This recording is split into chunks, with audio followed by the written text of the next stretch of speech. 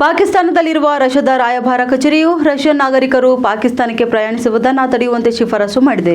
ಇನ್ನು ಭಾರತ ಪಾಕಿಸ್ತಾನ ಸಂಬಂಧಗಳನ್ನು ಮತ್ತಷ್ಟು ಹದಗೆಡಿಸಿದ ಪಹಲ್ಗಾಮ್ ಭಯೋತ್ಪಾದಕ ದಾಳಿಯ ಹಿನ್ನೆಲೆಯಲ್ಲಿ ಈ ಪ್ರಕಟಣೆ ಹೊರಡಿಸಲಾಗಿದೆ. ಇನ್ನು ಎಕ್ಸ್ನಲ್ಲಿ ಈ ಕುರಿತು ರಷ್ಯಾದ ರಾಯಭಾರ ಕಚೇರಿ ಪೋಸ್ಟ್ ಮಾಡಿದ್ದು, ಪಾಕಿಸ್ತಾನ ಮತ್ತು ಭಾರತದ ಸಂಬಂಧಗಳಲ್ಲಿ ಹೊಸ ಬಿಕ್ಕಟ್ಟು ಎದುರಾದ ಹಿನ್ನೆಲೆಯಲ್ಲಿ ಪರಿಸ್ಥಿತಿ ಸ್ಥಿರವಾಗುವವರೆಗೆ ರಷ್ಯಾದ ನಾಗರಿಕರು ಪಾಕಿಸ್ತಾನಕ್ಕೆ ಭೇಟಿ ನೀಡುವುದನ್ನು ತಾತ್ಕಾಲಿಕವಾಗಿ ತಡೆಯಬೇಕೆಂದು ನಾವು ಶಿಫಾರಸು ಮಾಡ್ತೇವೆ ಎಂದು ಹೇಳಿದ್ದಾರೆ. ಇನ್ನು ಪರಿಸ್ಥಿತಿ ಸ್ಥಿರವಾಗುವವರೆಗೆ ರಷ್ಯಾದ ನಾಗರಿಕರು ಪಾಕಿಸ್ತಾನಕ್ಕೆ ಭೇಟಿ ನೀಡುವುದನ್ನು ತಾತ್ಕಾಲಿಕವಾಗಿ ತಡೆಯಬೇಕೆಂದು ನಾವು ಶಿಫಾರಸು ಮಾಡ್ತೇವೆ ಎಂದು ಹೇಳಿದ್ದಾರೆ. ಇದಕ್ಕೂ ಮೊದಲು ಪಹಲ್ಗಾಮ್ನಲ್ಲಿ ನಡೆದಂತಹ ಭಯೋತ್ಪಾದಕ ದಾಳಿಯ ಕುರಿತು ಭಾರತದ ರಾಷ್ಟ್ರಪತಿ ದ್ರೌಪದಿ ಮುರ್ಮು ಮತ್ತು ಭಾರತದ ಪ್ರಧಾನಿ ನರೇಂದ್ರ ಮೋದಿ ಅವರಿಗೆ ರಷ್ಯಾದ ಅಧ್ಯಕ್ಷ ವ್ಲಾಡಿಮಿರ್ ಪುಟಿನ್ ಸಂತಾಪ ಸಂದೇಶವನ್ನು ಕಳಿಸಿದರು.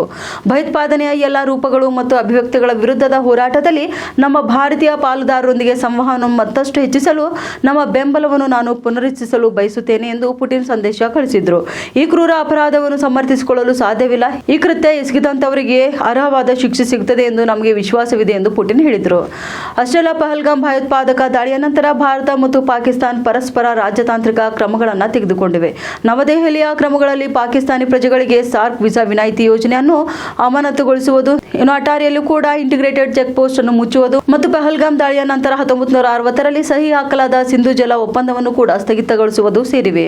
ಇನ್ನು ಪಾಕಿಸ್ತಾನವು ಕೂಡ ಎಲ್ಲ ಭಾರತೀಯ ವಿಮಾನಯಾನ ಸಂಸ್ಥೆಗಳಿಗೆ ತನ್ನ ವಾಯು ಪ್ರದೇಶವನ್ನು ನಿರ್ಬಂಧಿಸುವ ಮೂಲಕ ಇದಕ್ಕೆ ಪ್ರತಿಕ್ರಿಯಿಸಿತು. ಅಷ್ಟೇ ಅಲ್ಲ, ಪಾಕ್ ವಾಘಾ ಗಡಿಯನ್ನು ಸಹ ಮುಚ್ಚಿತು ಮತ್ತು ಭಾರತದೊಂದಿಗಿನ ಎಲ್ಲ ವ್ಯಾಪಾರವನ್ನು ಸ್ಥಗಿತಗೊಳಿಸಿತು. ಇನ್ನು ಶಿಮ್ಲಾ ಒಪ್ಪಂದವನ್ನು ಕೂಡ ರದ್ದುಗೊಳಿಸುವ ನಿರ್ಧಾರವನ್ನು ಪಾಕಿಸ್ತಾನ ತೆಗೆದುಕೊಂಡಿದೆ.